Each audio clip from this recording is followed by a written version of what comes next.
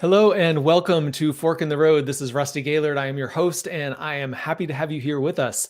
Fork in the Road is a conversation with interesting people about how they arrived at this place in their life. What are the forks in the road? What are the decisions they had to make? What are the changes they made to get here? Today, I am very happy to have Patrick Geddes here with me. Patrick is a uh, veteran of the investing industry and somewhat of a controversial figure, which we're going to get into a little bit today.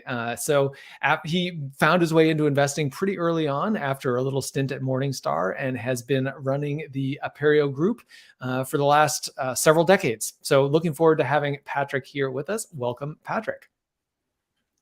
Thanks very much. Pleasure to be here. Absolutely. Well, so hey, let's jump in because we were chatting here just before we started about how you started the Aperio Group with a co-founder, Yep.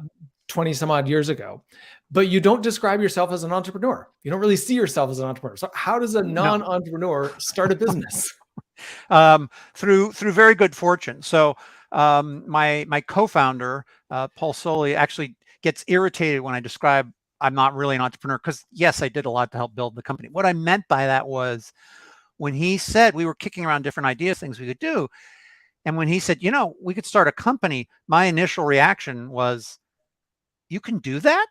And entrepreneurs do not think in those terms. Entrepreneurs are constantly thinking about new company opportunities and what are things that the marketplace is not fulfilling, et cetera. So I was not reluctant. That wasn't how I thought about things and was very fortunate to pair up with somebody who was an entrepreneur. Yeah. Well, you also said something interesting, which was you were the range of opportunities was very limited because you were not willing to work someplace where you had to lie, and you said that ruled out 99% of the companies, which that's a shocking statement. So I'd love to hear how you explain that. Sure. So the investment industry, which I've worked in now for 30 years, is a fascinating blend of very successful, complicated insights. I mean, I was a quantitative asset manager, so playing on that side of the field. But the problem is that the incentives are very skewed to sell investors what they don't really need and to claim we have skills we don't. We do have a lot of skills and we can add a lot of value, but a lot of it's false. And I looked at the investment industry and even had some interviews at some places and just realized I would have to sell their pitch instead of just telling consumers the truth.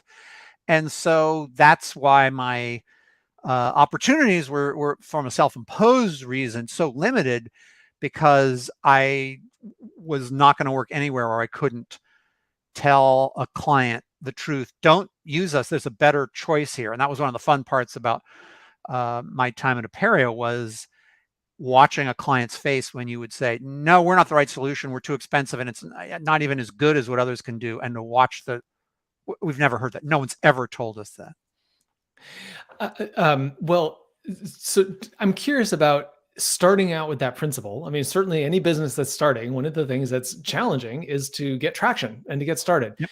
Yep. So I'm curious for you with that approach, right? Being very transparent when your Yep. solution is not the right one. Yep. What were some of the challenges you faced in those early days? So like any new company, it's hard to establish credibility in the investment space. So much that is built on both trust and the assumption that you'll still be around. You're not going to start a company and be gone in 3 years. And so that was a lot of persuading people early on that we were real, that we had the capabilities we were claiming. And that's where I was fortunate in my co-founder. We had a couple other folks join as partners within a few years, and they were very good at networking and telling opening the doors. And so eventually, and it took a while. We started the firm in 99. It really took until about 2004 before you could say, okay, we're now a real company with some continuity. And that phase is a very challenging one for any entrepreneur. Hmm. Well, you guys obviously went on to success with the Aperio Group, and as you went through that journey, at some point you started thinking about what's next. And I know that you're part of your goal in life now is to bring a different kind of message out to investors, out to people in the world. How did that develop? So that actually came about, as most of these things do, serendipitously. There was an article written in San Francisco Magazine it was published in the very end of 2006 called "The Best Investment Advice You'll Never Get," and it was a history of indexing as an investment strategy approach, which was first started in San Francisco, and about a third of the article was about us, but it also kind of implied we did a type of investment management called wealth management, where you meet directly with clients and help them with their overall asset allocation. And we didn't really offer that. And we got, I think we counted them. It was over 700 calls over like 5-year period. Wow, can we hire you? And we felt we would talk to people and say, we're not really offering what you want. And we felt so bad at hearing that need. So we did a couple of free seminars, and the people who came to the seminars even thought like they're definitely going to be selling us something. And this gratitude and wonderful response from people finally hearing the real story planted the seed in my head. And then a couple of years after that, I was actually looking at how well Aperia was doing and realized, wow, this is starting to go well. If we hit a certain level, I'm going to need to repay the generosity of the universe to me and do something like a book or a broader set of those sort of seminars. And so I had that commitment that I sat on for about 7 or 8 years, which felt kind of awful. And finally, in the very beginning of 2020, right before COVID hit, I really dove in and basically spent 2 years writing, editing, developing and building the promotional framework for the book Transparent Investing. Yeah, which just came out, and we're gonna talk more about that. So for everyone who's listening, you can just bookmark that one. Um, so if you sat on this idea for 7 or 8 years, what pushed you over the edge? Like what was it? And because I think a lot of people have this. A lot of people have Yeah, this notion that yeah. there's this thing I want to do, but it's not the right time, right? So like, why was it not the right time, and when did it I become the right time? I mean, this I'll be giving you a really bad answer. I'm not entirely sure, and it's not so much that it was the wrong time as much as it was about I felt okay procrastinating and realizing I was like in arrears in my commitment to the universe. And finally, I think it just got so uncomfortable and almost painful. That's an exaggerated term, to not be delivering on what I promised. Hmm. And once I started doing it, I realized this is a lot of work. I can see why I put it off, but the emotion I felt the day the book launched and you could go and buy it on Amazon, the biggest emotion was relief that I finally got out from under that. So those vows are tricky. It's a trade-off. It sounds like a good way to get the behavior you want to do, but it's also kind of expensive psychically. Like committing to this stuff, it's a lot of work. And we all have parts of us that don't really want to work that hard. So I was Mhm. just fortunate in hindsight that I did build up enough almost guilt and shame, like I have to do this. Yeah.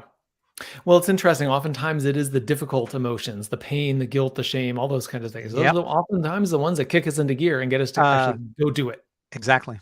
Exactly. Although I've heard from experts in that field that the energy around moving towards something is healthier and more productive than the energy of moving away from something. But as you say, though, the drive might come from um, more negative emotions. But whatever reason, I'm glad I kicked it in. I look at all of this as what I call deathbed regret minimization.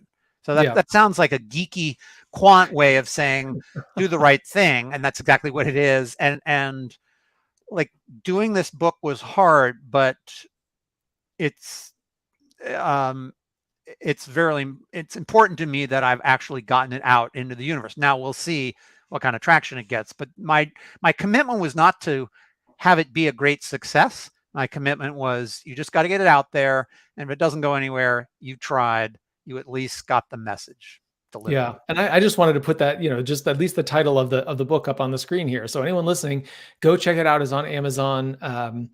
Well, so I have one more question I want to ask, and then I want to kind of transition a little bit into the talking a little bit about the content of and the ideas embedded in the book. Sure. But a question I want to ask before that is, again, when we were chatting earlier, you shared something I thought was fascinating. I said, hey, what are some of those forks in the road? And your comment was something like, well, I have a slightly different view on that, which is, not all of these things are in your control, and is much like investing. And I get that, right? When I hear you talking about making a commitment to repay the universe for the Yes. benefits that you've Yeah. Yeah. experienced and Yep. serendipity and so on. So I'm curious about, as you think about your career, how Yep. much of that was being in the right place at the right time, that kind of Uh, serendipity? uh, How much uh, of it is your control? yeah, a lot of it. So there were pieces. The way I view that, it is very akin to um, investing. And one of the big points I make in the book is something called the illusion of control. It's a very well documented, well researched, what's called a behavioral bias that behavioral finance experts and researchers have identified and proven. Basically, we think we control things that are in fact random. And so the way I look at that in a sort of, I don't know, lifelong philosophical sense is, you can't bring about good results, but you can throw yourself into the path of more likely happy outcomes. Hmm.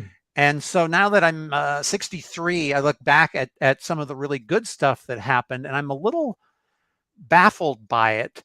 But the starting Apereo part wasn't motivated to make money. It wasn't motivated to sell the company.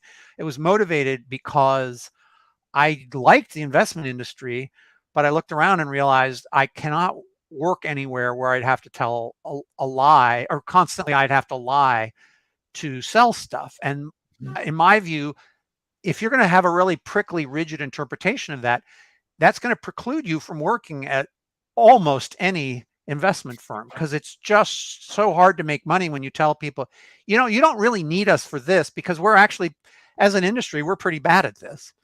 And so I stumbled into something that not only did it turn into a job, it turned into becoming a CEO, which was never in my playbook, never ever occurred to me that I'd play that role, or that it would get so big. So a lot of that was luck, good fortune, things like we rode the indexing wave, we rode the ESG, environmental social governance, the whole customization of investing. We were early leaders in that, and even established a kind of new way of investing that no one else was doing.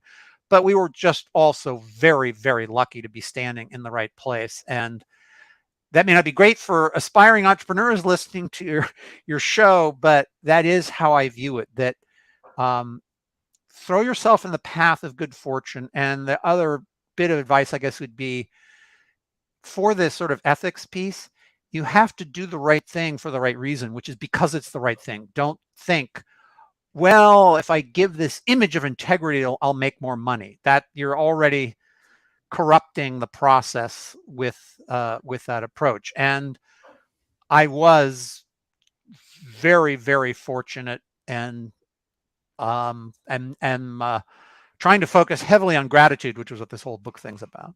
Yeah. Well, throwing yourself in the path of good fortune. I like that phrase. And for me, I really believe we create our own luck. And I think those are different ways of saying the same thing. That you can't control what happens. Of course, we all know that. And I love the illusion of control as well. That we think we can, but of course we Right. can't. And of course we do influence things. You can't, like, I used to joke, my idea of marketing was to unplug my phone and crawl under my desk. Like, you have to be out there. You have to be engaged. But back to that part you can control, the way the brain is wired is, because of our egos, we incline to think that good stuff that happens to us, we earned, and bad stuff was random. Mhm. And to a large extent, I'm not talking about, for people say in the middle class and above, like, I would nudge anyone to actually take the opposite of how our brains are coded. Um, the stuff that's really good, look hard at the people who helped get you there. And it was one of the things I learned as a CEO is, wow, you got a lot of credit for other people's hard work, creativity, and cleverness. And just because you're CEO, outsiders think you came up with this stuff. And of course, I was inside and knew there are some pieces I'm better at than others, but the vast majority of the good decisions were things I was told. In fact, I used to say one of the things I learned about being a CEO, or before I'd become a CEO, I thought, well, a good CEO, the way you make excellent decisions, hire very, very smart people, take their advice, listen carefully, have a good discussion, and then you make a decision that's a good call. No, you hire the smart people and then you do what they tell you to do, because they're the ones in the trenches. They know what's going on. Now, you need to have some balance. I'm not saying it's completely passive, but watch very carefully the areas where you don't want to do something and everyone around you is in favor. Odds are they're probably right and you've got some blind spot, and just focus on that. And I was so fortunate in being steered both in terms of business decisions, and even in ethical paths. Like my co-founder was very good at pushing. We need to share some of the wealth we've created, and we had some real incentives, but all basically like what at a corporation would have been options. And I'm naturally cheap. I was a CFO, and I learned, like, wow, that's good for many, many reasons. It's more fun to work at a place like that, and you have a lot lower turnover. And then there were other areas where I might have had a better sort of ethical inclination. And I learned, for ethical practices, if you've got a group of, say, 5 people, pick the highest of each sort of area, whatever person is the highest ethical calling and expectations there, and make the entire group follow that. That raises your level of acting honorably. Yeah, I mean, what I'm hearing in that is some humility in being willing to allow others to make decisions. I think, people. Then this is the dilemma we find ourselves in, right? If you're smart and a successful person, you are creating success by making good decisions. And at some point, your job is to let others make the decisions. And it's making that transition from I'm making all the calls, even the scenario you laid out, right? I'm the CEO, I gather all the information, I hear their opinion, and I make the decision. Yep. And at some point you transition to that. No, I'm not making the decision. These are your decisions to be made. And you having the humility and the courage and the self-awareness to allow others to make the decisions because they're in the best place to do so. That was something I learned from being a CEO. So when the first majority sale we did to a private equity firm in 2018, the very first thing I wanted to do was to put some accountability behind that CEO role. And we had a consultant come in and talk to about the 15 of some of the most senior people, plus a few more middle managers, asking about the CEO, me. Okay, what's he good at? What's he not so good at? Where does he walk the talk on our values? Where is he a little weaker? And I remember the CFO asking me, I made this introduction to the board. This woman was going to spend an hour presenting her findings. And our CFO said, Patrick, I assume you've heard what she's about to share. And I said, she offered, and I said, that's cheating, because power corrupts genuine feedback. So you're right. It is humility. I'm glad you use that word. For me, that is the most important component of leadership. And again, it dovetails to investing, because ironically, humility makes you wealthier. And that's so counterintuitive. That's why our brains are not wired for that. Yeah. So let's transition and talk for a minute about that. I mean, so give us some of the, share with us some of the ideas or principles that you write about in Transparent Investing. Sure. So the book is about 2 huge barriers any investor faces to be a good investor. The first is evolution. Our brains are wired to make bad calls. The analogy I use is we're wired to crave chocolate cake as opposed to broccoli. Yeah, I've read the scientific articles. Broccoli's going to make you live longer. But who goes and picks broccoli when they're offered both of those? So it's all about the wiring of our brains and how susceptible we are to sales pitches, which is the second big barrier. Is you've got an industry that can add real value. We've got some really interesting expertise, but also we do not have your best interests at heart. The investment industry is about profit and revenue, and you need to be a very, very savvy investor. So it sounds a little weird. Number one, as an investor, think about you as an organism and evolution, or two, as a consumer. And those are what I urge people to follow up on all the research. There's a huge body of research that supports, in the investment world, active management, trying to beat benchmarks in stocks, certainly, on average, is a disaster. It's a terrible approach. It's very expensive. And similarly, all this research on what's called behavioral finance or behavioral economics, a broader term, that shows we make bad decisions. We are overconfident, males in particular. We have this illusion of control. We have hindsight bias where, yeah, I spotted that coming. No, you didn't. You just like to think you did. And it's really combining all that to then, in a practical sense, okay, what do? Do I hire someone or try and do this myself? And I walk people through that, because in many cases, people can do it themselves, but there's still value we add. And then, okay, if I do it myself, what's the best way to do it, and lay that out in practical terms. So that's the book. It's, the indexing part is old news, lots and lots of great books written on that, but it's about this blend of psychology and the way our brains are structured with all that overwhelming research on how much smarter it is to index.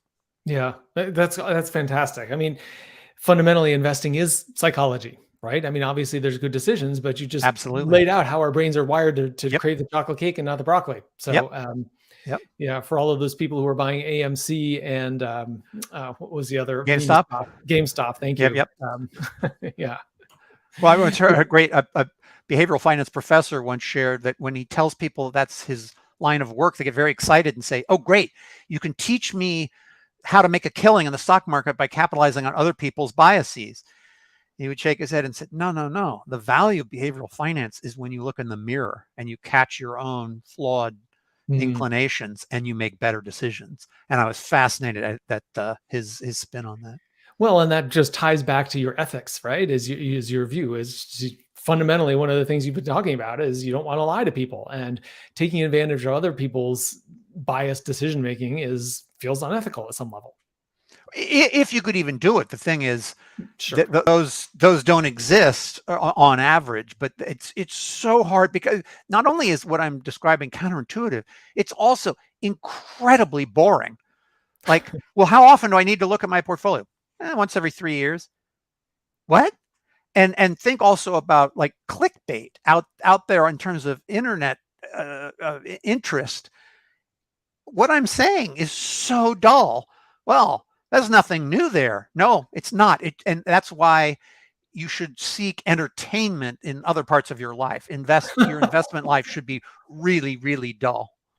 Yeah, if you want some entertainment, you can invest a little bit in Bitcoin and watch it go up and down. Sure. In fact, I've even had people argue, isn't it better to carve out a little small 5-10% of your total assets and actually go to town and play and try and do? And I'm fascinated at, does that actually make it easier to keep the 90 or 95% in the boring, because you get the fun of trying it out? And that's actually a very interesting idea, and it's not going to cause you much harm if you're playing around with just a small piece. Well, Patrick, I just want to put out there one other important element here is that you're donating all of the proceeds from your book to a nonprofit. So I just want to acknowledge that. think it's an important piece of information people to know, especially in line with what we've been talking about ethics and a high moral standard and incentives. And I had to signal. I was told you should probably do this. Again, I took someone else's idea. My PR folks and one of my other advisors, like, why don't you just donate all the proceeds and completely get away from the incentive problem? And it was so obvious once they said it, and I hadn't seen that.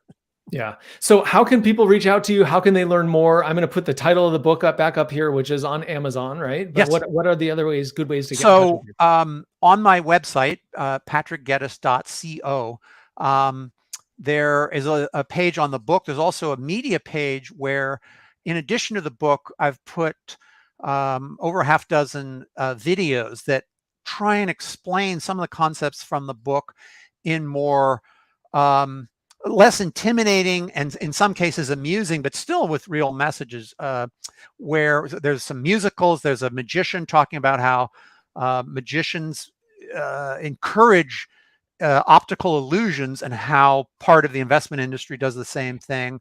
There's a West Side Story spoof. There's a hip hop one coming. So that might be helpful. There's some free downloads. There's a chapter on the book around, should I hire someone or should I do this myself? Tough decision to go through a questionnaire in a really unbiased way. Like, what do you need as opposed to what's going to make my industry the most revenue? So that's all on patrickgeddes.co. Excellent. Well, Patrick, thank you so much for joining us here on the Fork of the Road. This was a great conversation. Covered a lot of territory, but I think, just coming back to what matters to you and being willing to go forward with humility, put yourself in the right places. Lots of good takeaways. So thanks for being here. Oh, it's been a real pleasure. Thank you.